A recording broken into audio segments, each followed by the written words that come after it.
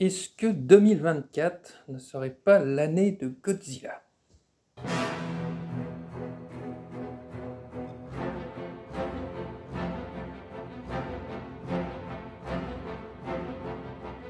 C'est bien sûr un abus de langage, surtout que ça a plutôt commencé fin 2023. Mais ce que je veux dire, c'est est-ce que 2024 ne serait pas une très bonne année pour le roi des monstres et ses fans? Oh ben nous voilà sur le chantier, c'est le cas de dire, d'essayer de faire des photos de Godzilla. Avec la ressortie au cinéma en France de Godzilla Minus One du 17 au 31 janvier, chose qui n'était pas arrivée pour un film Godzilla japonais depuis des dizaines d'années, et pour un film qui semble vraiment faire l'unanimité, et encensé par la critique, comme par le public. Et oui, je vous conseille fortement d'aller le voir. Mais c'est aussi enfin la sortie de Shin Godzilla en Blu-ray en France, le 19 janvier, film japonais de 2016. Grâce aux équipes de Spectrum Film, et nous avons même eu le droit à des diffusions au cinéma en France ces derniers mois, aussi grâce à eux et à Splendor Film. Certes, des diffusions un peu intimistes et pas trop médiatisées, mais ça reste un événement, 7 ans après la sortie du film au Japon. Je vous conseille d'aller voir leur compte Twitter ou X machin là, pour en savoir plus. Et finalement, d'ici quelques mois, c'est aussi la sortie de Godzilla Cross Kong The New Empire, suite du Monsterverse américain. Sans oublier que nous avons aussi eu la série Monarch, dont les derniers épisodes de la saison 1 ont été diffusés ces dernières semaines.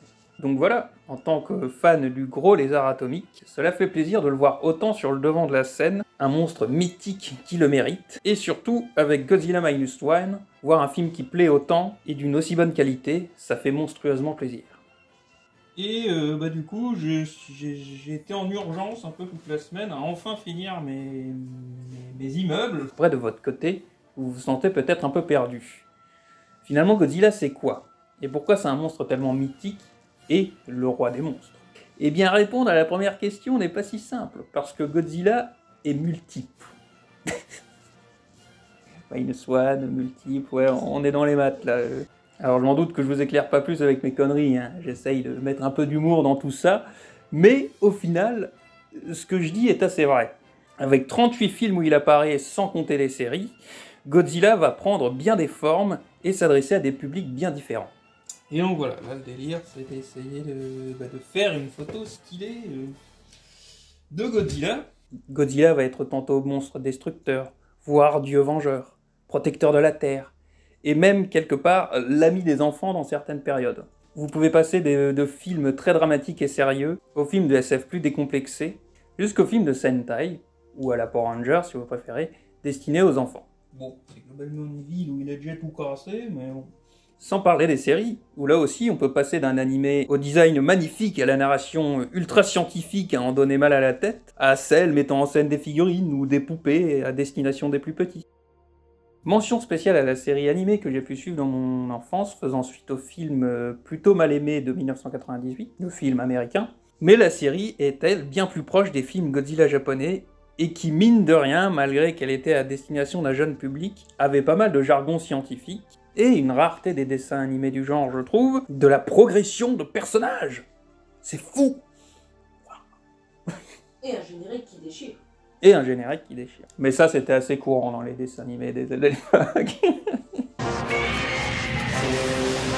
Je l'aime encore beaucoup, et j'espère que la version française ressortira un jour, que ce soit en DVD, Blu-ray, ou même en diffusion sur une plateforme. Et finalement, je trouve que c'est une force de Godzilla, que cette franchise ait réussi à se renouveler à ce point et à oser le changement. Je ne veux pas rentrer dans les détails, mais sachez même que, en gros, chaque décennie de films Godzilla a son nom, a son air, et que chacune a en gros son propre ton et ses différences. Il n'est donc pas si anormal d'avoir d'un côté un film dramatique comme Godzilla Minus One, et de l'autre quelque chose qui a bien plus l'air popcorn et décomplexé au niveau de Godzilla Cross Kong.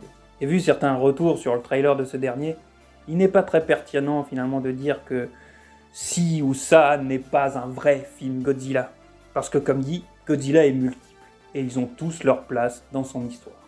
Mais effectivement, pour moi si Godzilla est devenu mythique, c'est par les films où il est finalement porteur d'un message, d'une métaphore. Dans le film original de 1954, il était une métaphore des dangers du nucléaire. Bien sûr parlant beaucoup au public japonais, et renvoyer aux bombes tombées en 1945, mais surtout sur leurs retombées. Faisant même plus directement appel à la tragédie du Daigo Fukuryu Maru, navire dont l'équipage fut contaminé par les retombées radioactives d'un essai nucléaire américain. Godzilla a donc servi à matérialiser ces horreurs-là en un monstre. Mais du coup aussi à réussir à tourner la page pour certains à ce niveau-là.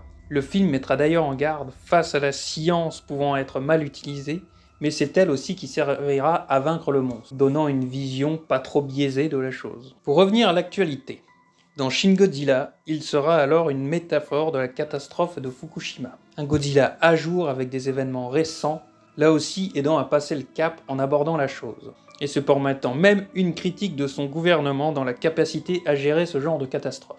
Et le film sera récompensé de plusieurs prix et de louanges au Japon, ce que je trouve incroyable vu la critique faite. Je ne sais pas si ça pourrait ou est déjà arrivé en France d'ailleurs. Et en ce moment, dans Godzilla Minus One. Même si celui-ci est un film qui revient aux origines et un reboot, la métaphore du nucléaire est toujours là. Mais il en est porteur d'une autre encore. Et je ne vais pas vous la révéler, parce que je ne veux pas spoiler. Parce que je veux que vous ayez le voir ce film. Je veux vous donner envie d'aller le voir. Non seulement je pense que c'est un des meilleurs films Godzilla, mais c'est aussi juste un bon film. Même pas un bon film de monstre, hein. Juste un bon film. Tout court. Je me suis surpris à être totalement engagé dans l'histoire des personnages, et même plus pris dans ça qu'à me demander quand est-ce qu'on va voir la prochaine rencontre avec le monstre. Et l'action, du coup. Mais c'est ça qui a réussi vraiment ce film. Ces personnages. Et là, pour le coup, attendez-vous plus à un drame qu'à un film d'action où ça pète de partout. Je préviens. Et de voir ce film recevoir tellement de louanges et de succès, notamment aux États-Unis, me donne envie que la même chose arrive en France. Que les films Godzilla japonais reçoivent enfin l'amour du public français, et débloquent peut-être la situation quant à la sortie des films sur notre territoire, où c'est très compliqué et on n'en a pas eu tellement finalement. Bref, que Godzilla reçoive enfin l'attention qu'il mérite en France. Parce que j'ai toujours trouvé ça bizarre que, en gros, tout le monde connaît Godzilla, alors que les 3/4 de ces films ne sont pas disponibles chez nous. Première idée que j'ai comme faux, c'est essayer de recréer un peu un moment de Godzilla Minus One, eu dans les trailers, où il donne un coup de queue. Je finirai du coup par vous citer ceux que je vous conseille. Déjà, Godzilla Minus One, je pense que c'est une superbe entrée dans la série, pour commencer, et peut-être vous donner envie d'en voir plus. Ensuite, Shin Godzilla, film de Shinji Higuchi et Hideaki Anno, le réalisateur d'Evangelion entre autres, est un film que j'aime beaucoup, avec son Godzilla terrifiant et évoluant, et sa façon de montrer comment un gouvernement actuel pourrait gérer réalistiquement l'apparition d'un monstre géant sur ces terres. Il ne sera peut-être pas au goût de tout le monde, j'en conviens que c'est un film un peu spécial, il est assez compliqué au premier visionnage je dirais, les discussions s'enchaînant avec de nombreux personnages, mais je trouve qu'on est face à un film très intéressant, et peut-être mon préféré, avec une scène notamment me donnant toujours des frissons, avec une musique triste, face à une telle destruction.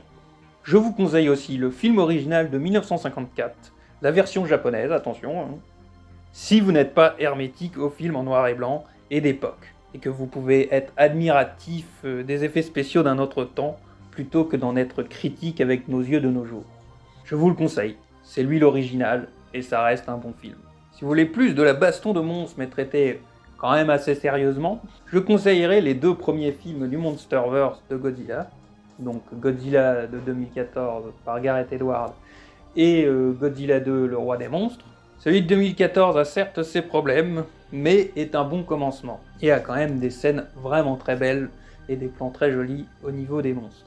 Et Godzilla 2, le roi des monstres, qui lui a un peu reçu toutes les critiques au point que je n'y comprends un peu plus rien. Il n'y a pas assez de temps passé avec les personnages, ça s'attarde trop sur les humains, il y a trop de monstres, il n'y a pas assez de monstres. Bref, il les a toutes reçues. Mais pour moi, c'est du 50-50 à ce niveau-là. Et j'aime préciser que, dans ce film, les monstres sont des personnages. Mais moi, je retiens surtout des combats dantesques, des redesigns des monstres incroyables et une bande originale tout aussi incroyable. Mention spéciale à la musique de Mofra d'ailleurs. Du côté japonais, je vous conseillerais Godzilla vs Biollante pour son design incroyable et des effets qui ont bien vieilli, je trouve. C'est peut-être un peu lent au niveau des combats par rapport à nos films de nos jours, mais voilà, je trouve toujours que ça a de la gueule, quoi. Bien sûr, là aussi, il ne faut pas être hermétique aux effets spéciaux d'acteurs dans des costumes. Bon, et concernant ça d'ailleurs, Vous savez que Alien et Predator, c'est des mecs dans les costumes aussi. Hein. Mais donc, Godzilla vs Badalamenti, qui lui aussi essaye finalement de faire passer des messages. Et je vous conseille aussi Godzilla vs Destoroyah Destroyer. ou Destoroyah, Destroyer, vous le prononcez comme vous voulez. Les japonais ils disent Destoroyah. Destroyer. Là aussi pour les designs et les combats de monstres. Oh et quand même, je crois que c'est dans Godzilla vs Space Godzilla là. Mention spéciale au petit Godzilla. Regardez-moi ce petit Godzilla, il est trop mignon. Le Godzilla Tokyo SOS des années 2000 et sa suite, ou celui-là d'avant, là, je sais plus, ils sont plutôt sympas aussi. Et il y a Godzilla versus Mothra versus King Ghidorah, All Monster Attack, machin bidule du truc. Film Godzilla surprenant et bien différent des autres, qui est vraiment sympa. Avec un Godzilla vraiment horrifique aussi pour le coup. Sinon, si vous voulez vous taper juste une bonne barre, bah là je vous conseille Godzilla vs Mechagodzilla ou King Kong vs Godzilla, celui des années 60, hein, et Godzilla Final Wars bien entendu. Et